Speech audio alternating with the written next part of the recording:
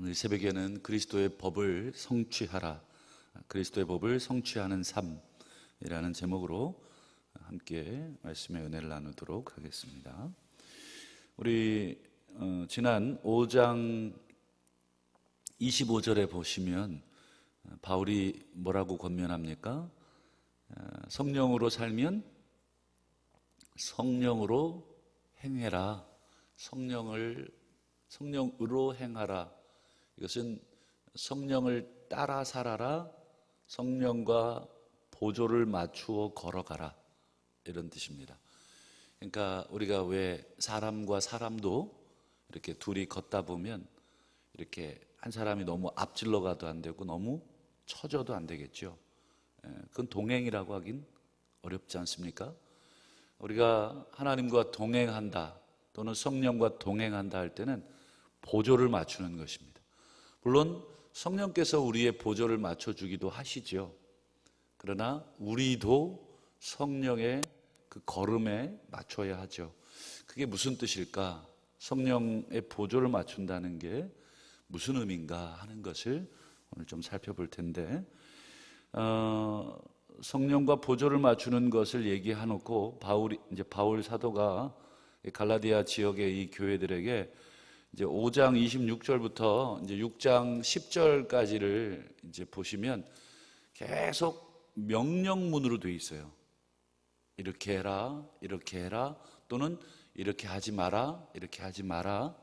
어떻게 보면 이제 바울이 목회자로서 이제 갈라디아 지역의 성도들에게 이제 앞부분까지 그들의 교리적 문제, 그리고 그들의 실제적 불순종의 문제, 이런 모든 것들을 다 다루고 나서 이제 6장에서는 구체적으로 그들 교회 내의 어떤 문제들, 이런 것들을 다루고 있는데, 그러면서 우리 지난 5장 26절에 성령을 따라 살아갈 그런 방법 중에 하나가 뭐냐면 헛된 영광 구하지 마라, 이런 말씀 드렸죠.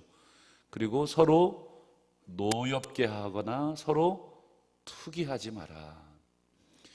여러분, 이건 전부 다 이제 공동체 내에, 그 교회 내에 성도들에게 주시는 권면이죠. 헛된 영광을 구하고 서로 노엽게 하거나 서로 투기하는 것.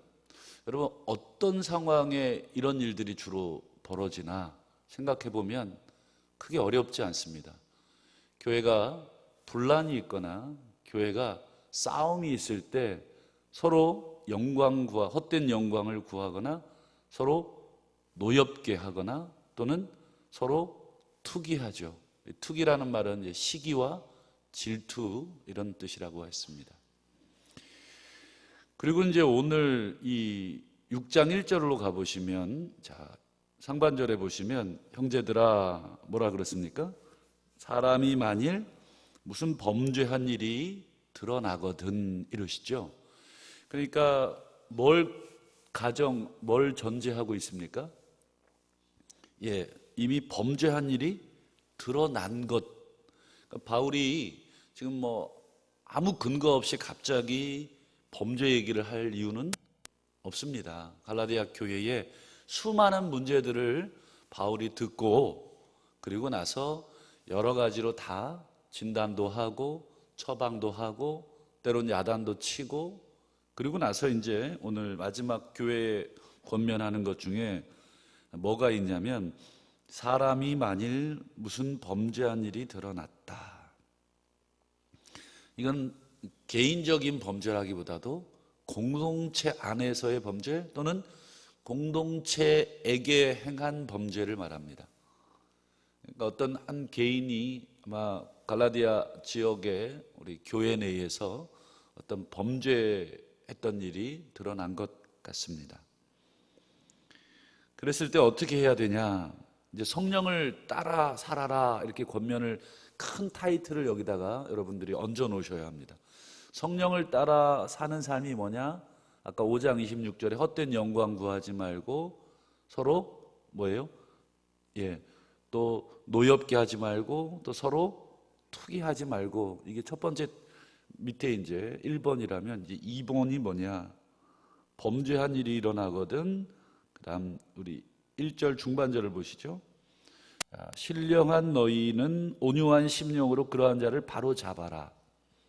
이게 이제 두 번째, 성령을 따라 사는 방법인데, 여기 보시면 좀 재밌는 표현이 나와요. 신령한 너희라고 돼 있어요. 여러분, 갈라디아 교인들을 바울이 지난번에 뭐라고 막 야단쳤었죠? 이 멍청아, 어리석은 놈들아, 어리석도다, 이렇게 막 야단쳤었어요.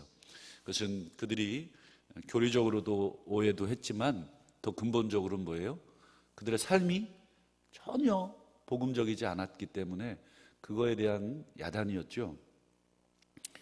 근데 보니까 신령한 너희라고 했던 걸 표현을 보니까, 여러분, 교회가, 바울은 전체적으로 야단을 쳤지만 개개인적으로 이렇게 우리가 보면 다 어리석은 건 아니겠죠. 그 중에 하나님의 뜻에 순종하려고 하는 교인도 있고 제대로 잘 살아가려고 하는 교인들도 있는 거죠. 거기서 신령한 너희라고 하는 것은 교회 내에 그래도 하나님의 뜻을 따라가려고 하는 너희들을 대상으로 말을 하고 있는 거죠. 그러면 신령한 너희는 그러한 자를 바로 잡아라. 그러한 자는 이제 공동체에 범죄하거나 공동체를 또 무너뜨리려고 하는 그런 자를 바로 잡아줘라. 그런데 뭘로 바로 잡아주냐면 온유한 심령으로 바로 잡아줘라. 온유한 심령. 여러분, 이 온유한 심령이 뭘까? 온유라는 단어 많이 들어보셨죠? 우리 갈라디아서에서도 한번 나온 적이 있죠. 어디 나오나요? 성령의 열매에서 나오죠. 5장 22절인데요. 사랑, 희락, 화평, 오래 참음, 자비, 양성 뭐 하면서 나오는 것 중에 하나가 뭐예요? 온유가 나오죠. 예수님이 또 그런 얘기도 하셨죠. 나는 마음이 온유하다. 그리고 또 시편에도 보면, 시편 37편에도 보면 온유한 자가 땅을 차지한다. 물론 산상설교에도 나오고, 그러니까 온유라는 단어가 꽤 많이 성경에 보니까 나오는 건데, 이게 이제 온유라는 단어를 이제 어떻게 해석을 할 거냐, 이게 중요한데, 자, 신령한 너희는 그 범죄한 사람을 바로 잡아줘라. 근데 어떻게 바로 잡아주냐면 온유한 마음으로. 이거는 이제 개인적인 성품으로 해석할 수도 있고, 이제 개인적으로 성품으로 해석하면 어떤 의미가 될까요? 뭐 부드러운 마음, 착한 마음, 뭐 이런 정도의 느낌이 되겠죠. 근데 여러분, 공동체 안에 범죄한 사람이고 공동체에 범죄한 사람이기 때문에 개인적인 차원으로 우리가 접근해서는 안 되고 공동체적 차원으로 접근을 해야 되겠죠. 물론 개인적으로도 온유함을 가져야 되지만 공동체적으로 온유함을 갖는다는 것은 무슨 뜻일까? 마치 이 온유라고 하는 이 헬라어 프라우스라는 단어가 사용됐는데, 이게 이제 잘 통제되다, 이런 의미가 있습니다. 잘 통제되다. 그러면 뭐 우리 말로 얘기해 볼까요? 말이나 뭐 소, 짐승. 우리 야생의 상태에 있는 짐승들은 어떻습니까? 막 그 본능에 의해서 막 껑충껑충 뛰고 난리를 피지 않아요? 우리 사람들도 다 이게 다 이 성격이 다 있잖아요. 이게 똑같은 사람이 아무도 없더라고요. 뭐 성격 유형 검사를 해봐도 똑같은 그룹에 있어도 다 세부적으로 또 다 다릅니다. 타고난 기질, 또 받은 환경, 또 여러 가지 교육, 이런 거에 의해서 또 성격이 다 다릅니다. 그러니까 어떤 성격은 막 이런 성격도 있고, 어떤 성격은 또 뭐 이렇게 조용한 성격도 있고, 마치 이제 길들여지지 않은 야생의 상태와 비슷하죠. 짐승을 잡아다가 이렇게 딱 사람이 제어하려고 하거나, 또는 말 같은 경우는 이렇게 타려고 하지 않습니까? 그러면 막 날뛰고 막 하잖아요. 그때 오랜 기간 조련사가 어떻게 합니까? 예, 길을 들이죠. 그래서 통제를 받을 수 있도록. 그래서 고삐도 만들어 달고 또 여러 가지 이제 그 땡기기도 해서 막 날뛰려고 하거나 자기 마음대로 가려고 하는 걸 주인이 이렇게 땡기면 어떻게 합니까? 땡기는 쪽으로 가죠. 그리고 뭐 우리 집에 애완견들 많이 키우실 텐데 애완견들도 주인이 잘 통제시키는 애완견과 그걸 못 시키는 애완견의 차이는 크더라고요. 그런 면에서 이 온유라고 하는 말은 잘 통제가 된. 그러면 우리가 우리 사람이 우리 교회가 통제가 됐다. 온유하다는 게 무슨 뜻일까요? 교회가 그저 이렇게 어르신들로 가득해서 조용하고 이렇게 평안한 그런 걸 말할까요? 그렇지? 물론 그것도 있지만 근본적으로 이 온유하다는 그 말은 뭘까요? 예, 그 본성대로 하지 않고 뭔가에 의해서 통제받은 거예요. 그렇죠? 그게 바로 성령이고 또 성령은 진리의 영이시니 말씀으로 통제하는 것이죠.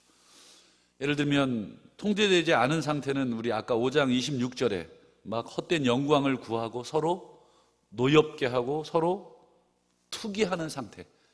막 어떤 일이 터지면 막 성질을 내고 막 영광을 헛되게 구하고 화를 내고 그죠? 노엽게 막 하고 서로를 뭐 중상모략하고 막 이러는 상태라면 잘 통제된 상태라는 건 뭘까요? 그렇죠. 하나님의 뜻과 자기의 지금 그 기분, 감정을 비교해서 주인을 끌고 가려는 것은 아직 통제가 되지 않은 상태라면 거꾸로 주인이 끌고 간 상태는 잘 통제가 된 상태죠. 주인이 이렇게 땡기는데도 이놈의 말이 땡기는 쪽으로 가지 않고 힘을 써가지고 이쪽으로 막 땡기는 거죠. 그럼 아직 통제가 되지 않은 것입니다. 1절 그 중반절에 온유한 심령으로라고 하는 것은 막 범죄 사실이 드러나면 공동체가 흥분하게 돼 있어요. 아니 저런 놈을 또는 아니 저런 나쁜 짓을 막 해가지고 그 중에 이제 성격이 나오는 사람들은 막 뭐 여러 가지로 막 물리적으로 폭행을 쓴다든지 폭언을 한다든지 막 흥분을 해서 하지만 그 상황에서 하나님의 말씀의 통제를 받는 온유한 사람은 어떻게 될까요? 예, 말씀을 생각해내고 그 말씀이 우리에게 뭐라고 하시는지 읽었던 말씀을 다시 기억해내고 또 하나님이 기도하는 가운데 우리에게 주시는 음성을 듣고 서로 갈등은 하겠지만 궁극적으로는 어떻게 될까요? 예, 말씀 아래 내 자신을 두는 것입니다. 그게 온유입니다.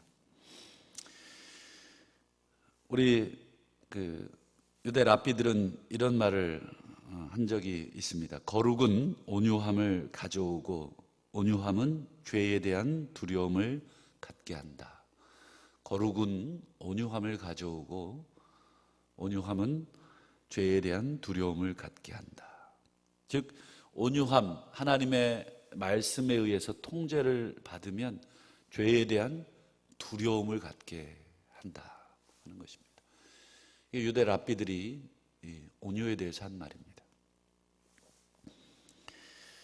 그러니까 여러분 내 힘으로 어떤 것을 문제를 또 공동체 안의 죄의 문제를 내 방식 그 다음에 내 혈기 어떤 그런 걸로 해결하려고 하는 게 아니라 주님은 뭐라 그러시나?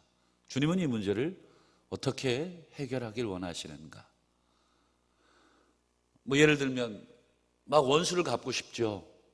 그런데 주님 뭐라 그러세요? 친히 원수를 갚지 말고 진노하심에 맡겨라. 악을 악으로 갚지 말고 선으로 악을 이겨라. 이게 이제 우리 안에 있는 내적인 마음과 하나님이 우리에게 주시는 그 말씀과의 충돌이 있고 그 아래 내가 집어넣는 상태가 온유한 거예요. 잘 길들여진 것이죠. 여러분, 우리가 주의 말씀에 잘 길들여지시기를 축복합니다.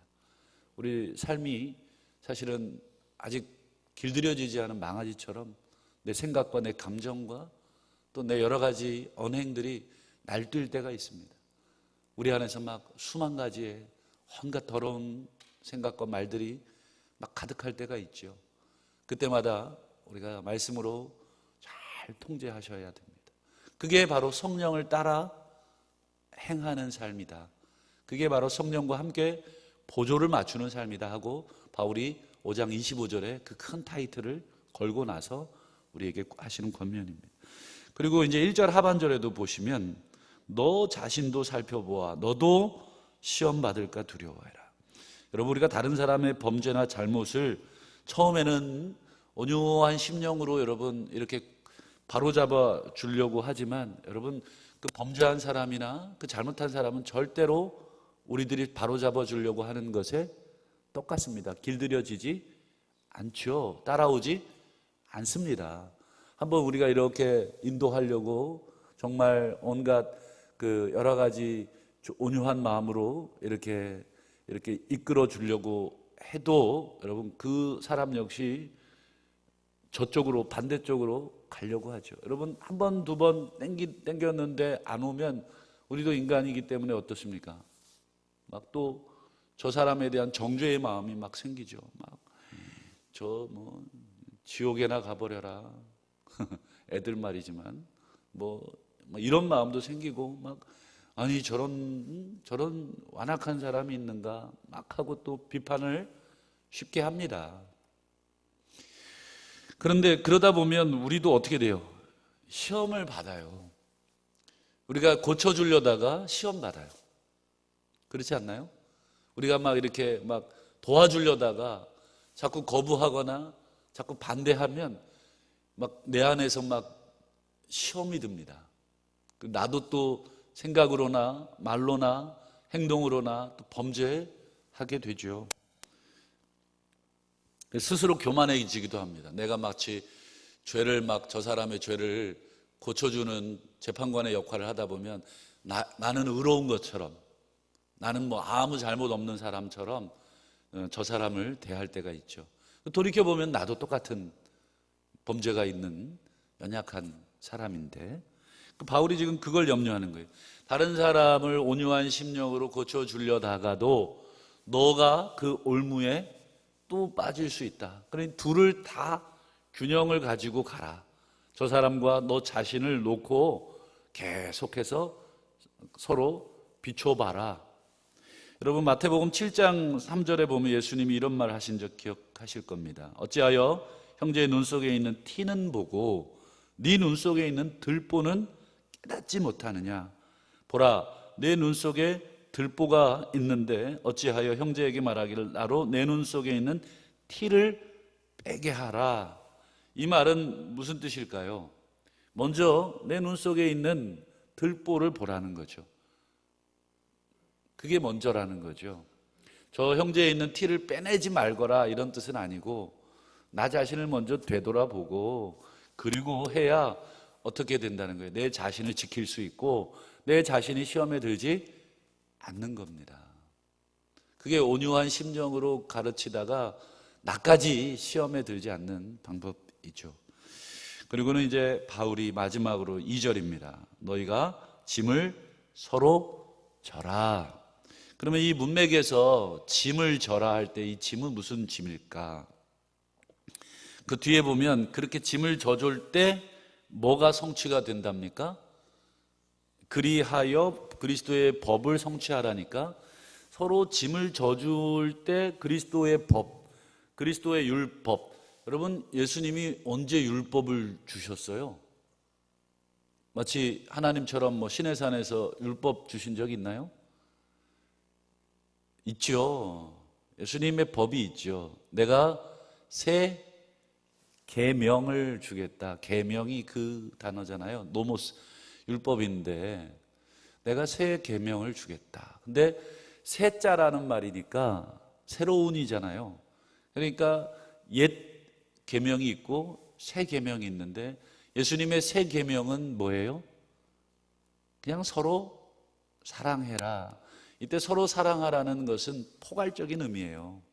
그냥 허물과 죄를 그냥 싹 다 덮어버리라 이런 의미만은 아니죠. 오늘도 보면 서로 온유한 심령으로 고쳐줘라. 이것도 뭐예요? 그리스도의 법을 성취하는 하나의 사랑의 행위죠. 이게 이제 너무 넘어가서 내 자신이 시험에 들고 나 자신까지 범죄하지 않도록 하는 그 균형이 중요한 거죠. 그래서 여러분, 어떤 일을 할 때에 여러분 우리 자신을 잘 지켜가면서 하는 것, 여러분 그것이 넘어가게 될 경우는 성령의 통제를 벗어난 행동이 됩니다. 그러니까 여러분, 서로 짐을 지라 하는 그것이 곧 그리스도의 법을 성취하는 건데, 그리스도의 법이 뭐냐? 그 갈라디아서 우리 5장 13절을 한번 보면 끝에 보시면 오직 사랑으로 서로 종노릇해라. 그 다음에 5장 14절에도 온 율법은 어떤 한 말씀 안에 다 들어있다. 내 이웃 사랑하기를 내 자신같이 하라 하신 이 한 말에 모든 율법이 다 담긴다. 그래서 율법이라는 작은 그릇들이 이렇게 뭐 수백 개가 있다면 600 몇 가지가 있다고 하는데, 구약 율법의 그 계명들이 600 몇 가지를 하나에 다 담을 수 있는데, 그게 뭐냐? 내 이웃 사랑하기를 내 자신처럼 하라 하는 그 모든 말에 다 담긴다. 그러니까 이게 그리스도의 법이라는 거죠. 새 계명, 서로 사랑하라. 그러니까 서로 짐을 져줘라 하는 말은 바로 이런 뜻이다 하는 거죠. 그리스도께서 우리의 범죄의 짐을 짊어지시고 십자가에서 자기 자신을 희생하셨던 것처럼, 우리도 공동체 내에 어떤 범죄의, 상대방의 범죄의 짐을 우리가 죽이고 정죄하는 것뿐 아니라 사랑과 용서라는 율법의 정신 속에 담아서 어떻게 공동체의 평안과 하나됨을 위해 범죄한 형제를 우리가 처리할까 하는 것을 고민하라 하는 것이죠. 말씀을 맺겠습니다. 우리 바울은 오늘 성령을 따라 살아가는 공동체, 그래서 우리 공동체 내의 범죄에 대한 문제를 오늘 먼저 가르쳐 주네요. 2019년도를 우리가 되돌아보면서 우리 공동체 내에 범죄한 자들을 신령한 우리들이 온유한 심령으로 바로 잡아 주었는가, 또 우리 자신도 시험에 들지는 않았는가, 하나님 앞에서 어땠는가 한번 되돌아 보시면 좋겠습니다. 그리고 2020년도에도 아마 우리 지상의 모든 교회는 여러분 문제로 가득합니다. 어떤 교회도 문제가 없는, 또 죄가 없는, 그렇다고 우리가 죄를 먹고 마셔도 되는구나, 그 얘기는 아닙니다. 연약하니까 그냥 연약한 대로 괜찮구나, 이게 아니라 우리의 기준은 당연히 하나님의 원하시는 삶이 기준이지만 우리가 연약해서 그 기준을 못 따라간다, 그런 상황이지만, 모든 지상의 교회는 그런 상황이지만, 여러분 우리가 어떻게 처리해야 되는가, 온유한 마음으로 서로 죄의 짐을 어떻게 나누어질까 하는 마음으로 우리가 공동체 내에 크고 작은 문제들을 해결하려고 한다면, 여러분 그 공동체, 저는 틀림없이 정말 하나님께서 기뻐하시고 하나님께 사용하시는 공동체가 될 줄을 믿습니다.